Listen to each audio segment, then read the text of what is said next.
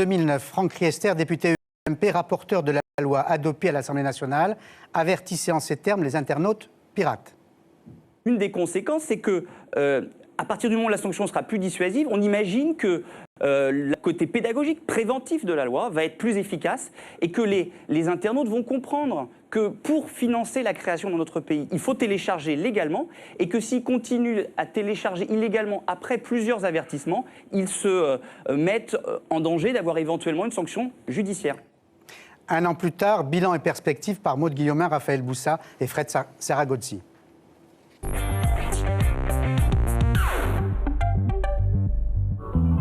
Le ministre de la Culture a beau saluer les vertus de la loi Internet et création, son application pose problème.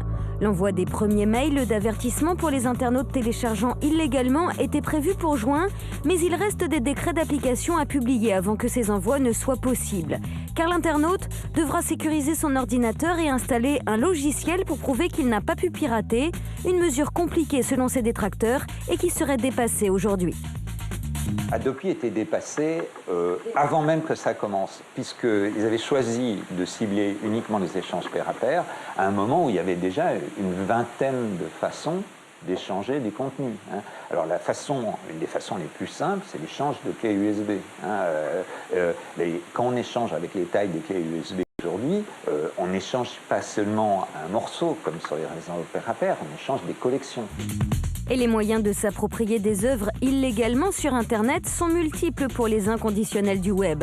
Qu'importe, expliquent les promoteurs d'Adopi, la haute autorité pour la diffusion des œuvres et la protection des droits sur Internet, chargée d'envoyer les courriers aux contrevenants. Pour eux, la loi adoptée a des dispositions législatives adaptées aux évolutions de la piraterie. La loi n'a pas vocation à s'appliquer à une technologie en particulier. Ça a vocation à lutter contre la contrefaçon qui opère sur les réseaux. Et il y a des dispositions dans cette loi qui permettent d'apporter une réponse à la piraterie, quelle que soit la technologie utilisée. Les partisans d'Adopi se réjouissent d'ailleurs de voir leurs voisins européens leur emboîter le pas. Récemment, le Parlement britannique a adopté la loi sur l'économie numérique. Comme en France, pour lutter contre le piratage, la loi prévoit un système de sanctions graduées allant de la baisse du débit à la coupure de l'accès au web.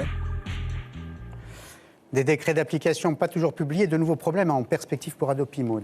Et oui, puisque la société TMG aurait été piégée. Elle devait mettre en place pour le compte de la haute autorité des hameçons pour attraper justement les pirates sur les serveurs de téléchargement illégaux. Mais les fichiers hameçons, ces fichiers qui sont particulièrement surveillés, eh bien, ont été publiés par un blogueur qui a fourni la liste des artistes à éviter comme Michael Jackson ou Daniel Balavoine. Et puis parmi les films, des films comme Micmac attire l'arigot. Oui, mais cette information, TMG la dément.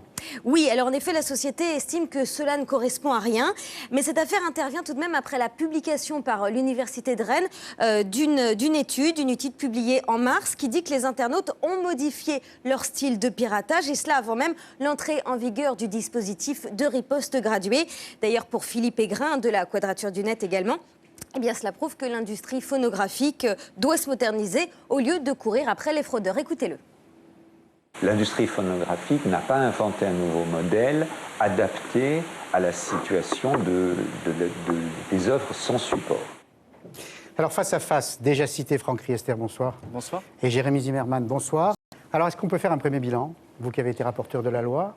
Écoutez, les décrets d'application vont arriver, il y en a un certain nombre qui sont sortis, et l'Adopi sera techniquement prête au mois de juin pour envoyer les premiers emails d'avertissement. Mais déjà, le débat qu'il y a eu dans notre société au moment du vote de la loi a eu des effets positifs sur le téléchargement légal de musique, puisque par exemple au premier trimestre 2010, c'est plus 24% de recettes pour la musique enregistrée sur Internet, dont 50% pour le téléchargement légal. Et donc, ce qui nous avait été dit, c'est que jamais il ne pourrait y avoir un marché légal sur Internet de consommation de musique et de cinéma, et que donc ce qu'on faisait, c'était pas pour financer la création, mais pour embêter les internautes. C'est déjà démenti par les faits, et qu'il y a un vrai marché qui se met en place légalement sur Internet pour financer la création. Alors ça, c'est pour le téléchargement légal. Il y a une question qui vous est posée sur le téléchargement illégal. Sait-on si cette loi a déjà eu un impact sur le téléchargement illégal?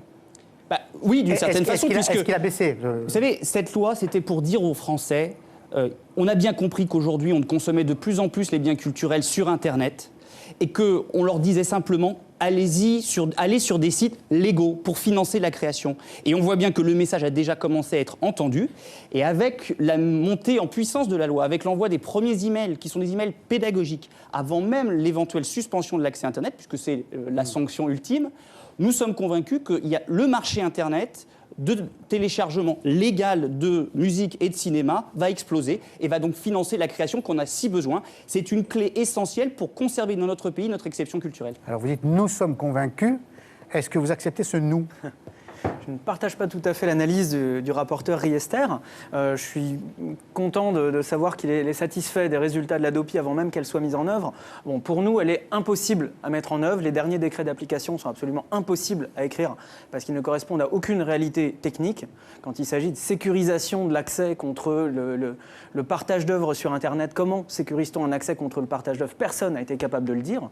En réalité, il ne s'agit pas de sécuriser, mais de contrôler l'usage privé qu'ont les gens de leurs ordinateurs. Et donc ça, c'est quelque chose qui, pour nous, est complètement intolérable. Et en tout cas, ce qu'énonce le rapporteur Riester prouve bien qu'il n'y a pas besoin d'aller jusqu'à la sanction absurde et disproportionnée de la coupure d'accès à Internet pour que les industriels du divertissement trouvent des modèles économiques, rencontrent une demande, rencontrent des clients et fassent du chiffre d'affaires. Entre-temps, c'est vrai que le débat aura été utile. Le débat aura surtout permis de faire comprendre à chacun l'importance qu'avait Internet et l'accès à Internet aujourd'hui dans nos sociétés, pour l'ensemble des aspects de notre société. J'ai d'ailleurs un cadeau que j'aimerais remettre au rapporteur Riester ici. Attention à la corruption. Oui, presque. Une tentative de corruption. Justement, il s'agit de... On est dans la sphère non marchande ici, comme dans les échanges sur Internet. C'est le point 12 de la décision du Conseil constitutionnel au sujet de la loi Hadopi. Donc ça va. On l'a imprimé avec une presse imprimée du 19e siècle. Ce point 12 dit qu'aujourd'hui, l'accès à Internet est indispensable à la liberté d'expression. Et donc la loi Hadopi numéro 1 que vous avez défendue, monsieur Riester, était manifestement une entrave aux libertés individuelles et une entrave à la liberté d'expression. Cette coupure de l'accès à Internet par une autorité administrative était, selon le Conseil constitutionnel, c'est plus le cas. Une entrave à la liberté d'expression. Donc voilà jusqu'où on a été prêt à aller pour servir l'intérêt de ces industries et passer cette loi de lobby. Et de toute façon, elle ne servira à rien. Bon, comme d'habitude, on est dans la caricature, on est dans l'intoxication. D'abord, il y a une décision du Conseil constitutionnel, dont acte, c'est un juge qui prononcera l'éventuelle sanction de suspension de l'accès à Internet. Vous l'avez quand même défendu, cette loi. Attendez.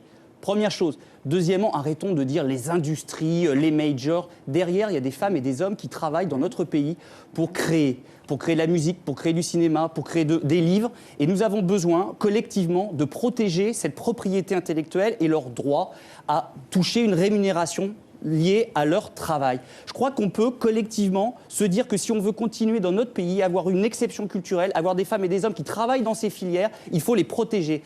Et que pour développer les fameux modèles dont vous parlez des industries culturelles, il est important qu'il n'y ait pas à côté des produits qui sont proposés légalement sur Internet, une concurrence déloyale, c'est le téléchargement illégal. Alors on a été pionniers dans notre pays parce qu'on a une tradition d'exception culturelle dans notre pays et on voit bien qu'il y a un grand nombre de pays, la Grande-Bretagne, demain l'Allemagne et l'Europe qui se met même à réfléchir à la solution que nous avons préconisée, qui est une solution avant tout pédagogique, expliquer pourquoi il faut télécharger légalement et éventuellement avec une sanction, une espèce d'épée de Damoclès pour inciter les derniers récalcitrants à comprendre qu'il est nécessaire de respecter la loi sur Internet pour financer notre création.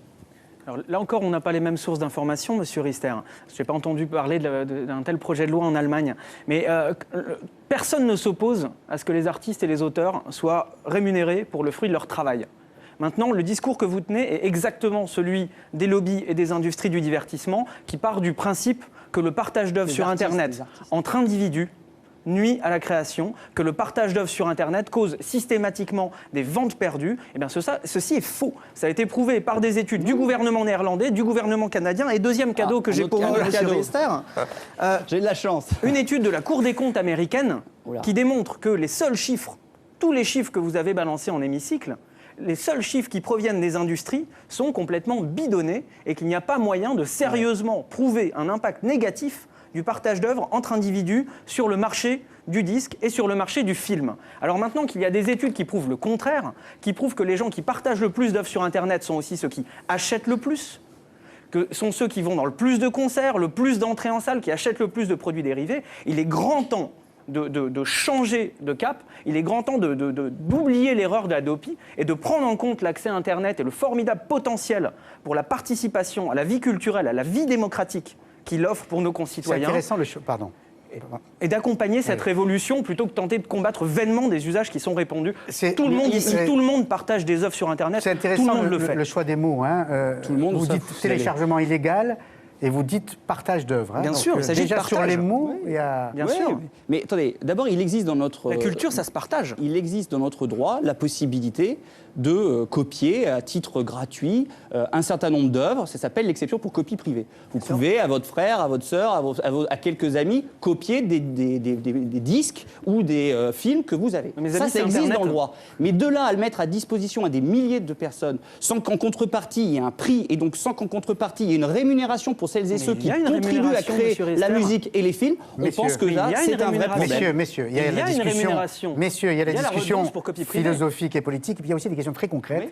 Alors, par exemple, celle d'un téléspectateur, comment se fait le repérage des internautes qui téléchargent illégalement? Alors, ce sont les TMG, des polices privées de l'Internet. Oui. Pour répondre simplement. Voilà, caricature, et je vais vous expliquer exactement comment ça se passe. Ce sont des agents assermentés qui sont mandatés par les ayants droit, donc les artistes et leurs sociétés qui les représentent, et les sociétés qui les représentent, pour identifier les adresses IP qui téléchargent illégalement. Et ensuite, ces adresses IP sont transférées à la Hadopi, qui rapproche ces adresses IP des titulaires des accès Internet correspondants auprès des fournisseurs d'accès Internet. Donc, et en on a fonction bien des de ça, sociétés privées. donc le tout évidemment dans des protocoles validés par la CNIL, sous contrôle de la CNIL, etc. Et ensuite la Hadopi, qui est une autorité administrative indépendante, comme l'est la CNIL, comme l'est la HALD, et qui envoie des emails d'avertissement ou des lettres commandées dans un premier temps aux titulaires des accès Internet qui ont téléchargé illégalement, et ensuite éventuellement, après plusieurs avertissements, au moins 2, transmet le dossier au parquet, c'est-à-dire à la justice, pour qu'éventuellement un juge prononce une sanction qui peut être une suspension de l'accès Internet. J'évoquais tout à l'heure, vous allez répondre, j'ai évoqué tout à l'heure le jeu du chat et de la souris. On dit que les internautes sont tellement inventifs qu'ils contournent en fait... Il existe déjà des dizaines de moyens différents de contourner l'Hadopi. D'ailleurs, l'Hadopi ouvre un nouveau marché du contournement de l'Hadopi. Des gens qui vont aller payer 5 ou 10 euros par mois pour un tunnel, un accès VPN ou des choses comme ça, qui au lieu de payer des entrées au ciné ou des CD ou des DVD, vont aller acheter du contournement de l'Hadopi. Déjà, bravo l'Hadopi. Maintenant, il y a des anti-radars sur la route, il y a des anti-radars pour détecter les radars. C'est totalement sûr. Utiliser un VPN, vous entrez qu'une IP qui est absolument pas détectable. Toute loi peut être contournée. Laissez-moi terminer, Notre objectif, c'est absolument pas d'éradiquer le téléchargement illégal. On a compris votre objectif. Non, c'est de ne pas télécharger illégalement. C'est quelque chose de grave ici dans ce que vous dites. Vous venez de dire qu'il s'agissait de sociétés privées, de représentants des auteurs et des artistes qui faisaient le repérage sur Internet, la surveillance des réseaux publics et la collecte de preuves, avec des guillemets, parce qu'il va falloir me démontrer qu'une adresse IP en soi est une preuve. Et donc on a des sociétés privées qui vont surveiller le réseau et collecter des preuves. Ça, dans un état de droit, c'est une mission de police. Et quand on confie ça à des acteurs privés, il s'agit de police privée. On n'est pas dans la caricature. La caricature, c'est le projet de loi que vous avez défendu. Okay. C'est le fait de donner à des polices privées le droit de contrôler les réseaux. Et d'ailleurs, cette logique-là, elle va encore plus loin. Messieurs, vous avez parlé de partage d'œuvres. Partagez la parole l'un et l'autre. Voilà. Mais attendez, il y a une question aussi, très concrète. Que se passe-t-il si mon voisin utilise ma connexion Internet pour télécharger illégalement des fichiers? Si vous avez... Alors d'abord, c'est une vraie problématique dans notre pays, la question... du piratage, là pour le coup, des accès Internet. Et il y a un vrai enjeu de société, là aussi, pour sécuriser les accès Internet de nos concitoyens. Et donc, la loi sanctionne les titulaires des accès Internet, pourra sanctionner après plusieurs avertissements le titulaire de l'accès Internet s'il n'a pas prouvé au juge qu'il n'a pas mis tout en œuvre pour sécuriser son accès Internet. Et il y a notamment un certain nombre de logiciels, de moyens de sécurisation de son accès Internet. Et donc c'est bien le juge, en fonction des circonstances de l'espèce, qui prendra sa décision. Et donc il faut faire confiance à la justice de notre pays. Ce n'est pas les polices privées qui décideront de la sanction, c'est la justice de notre pays. Ça a été le Conseil constitutionnel d'ailleurs qui l'a dit très clairement et on applique la décision du Conseil constitutionnel. Monsieur Riester, vous pourriez nous en citer ces logiciels de sécurisation, ces moyens de sécurisation? Il y a un grand nombre de logiciels qui sont notamment préconisés par les fournisseurs d'accès Internet. Il n'en existe pas un seul. Il y en a le logiciel qui permet de protéger sa ligne contre le partage d'œuvres, il n'existe pas un seul, c'est pour ça qu'il n'y a pas les derniers décrets. De quoi? C'est pour ça qu'il n'y a pas les derniers décrets où l'Hadopi va les lister. Ils arrivent, ça fait 6 mois qu'ils arrivent. Oui. Et c'est pour ça qu'ils n'y sont pas. C'est pour ça d'ailleurs que l'Hadopi est complètement piégé. Bon. Parce que d'un point de vue technique, ces logiciels sont impossibles à écrire. C'est des logiciels qui vont vous empêcher de cliquer sur un torrent, de lancer la mule, de faire quoi? C'est des logiciels qui vont vous protéger contre vos gamins, c'est des logiciels qui vont vous empêcher de brancher un deuxième ordinateur sur la Freebox.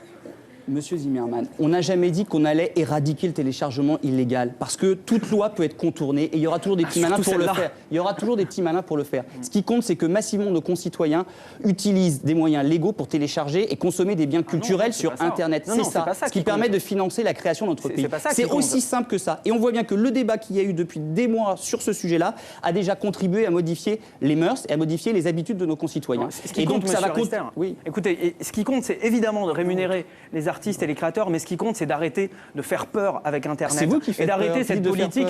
Écoutez, la politique du gouvernement en ce moment, dès qu'on parle d'Internet, c'est pour parler des pédophiles, des nazis, des terroristes, des pirates, alors qu'Internet est le plus formidable progrès pour la diffusion de la connaissance humaine. Donc au lieu de combattre Internet comme ça, comme vous essayeriez de vider la mer avec une petite cuillère, ce qui compte, c'est d'inventer les nouveaux modèles qui permettront de financer la création tout en respectant ces nouveaux usages et d'encourager la création plutôt qu'essayer de préserver il y a une vraie différence dans ce domaine. C'est que moi, je suis convaincu comme vous que c'est un formidable outil de communication, un formidable outil d'échange. Mais en même temps, je pense que comme tout espace public, parce que c'est un espace public, il doit être régulé. Et qu'on a bien vu, d'ailleurs dans les finances, on avait des gens comme vous il y a quelques années qui nous expliquaient que la finance mondiale, il fallait que ça soit totalement libre, que c'était formidable, etc. Eh bien aujourd'hui, on a vu les dégâts auxquels ça conduisait. Eh bien, je pense que Internet, effectivement, doit être régulé et que la liberté doit être conditionnée aussi au respect d'un certain nombre de droits. Les droits des uns ne doivent pas être au détriment des droits des autres. Et je crois que le droit de la propriété intellectuelle est un droit fondamental qu'il faut absolument préserver, y compris sur Internet. C'est pas aux industries du divertissement, ni à des polices privées de gérer ma liberté d'expression et mon droit à la vie privée sur Internet. Merci messieurs, en tout cas bel échange qui témoigne de la belle santé démocratique de ce pays. Disons ça. Merci d'avoir partagé ce moment-là. Merci Paul. Je vous ai laissé faire d'ailleurs. Nous resterons jusqu'au bout fidèles à l'esprit de cette émission spéciale sur des événements oubliés des médias, ou en retrouvant des hommes ou des femmes oubliant les médias. Que sont-ils devenus? La question vaut pour François Léotard, leader politique des années 80-90, présenté à l'époque comme le Kennedy français, mais retiré désormais dans ses terres varoises et consacrant tout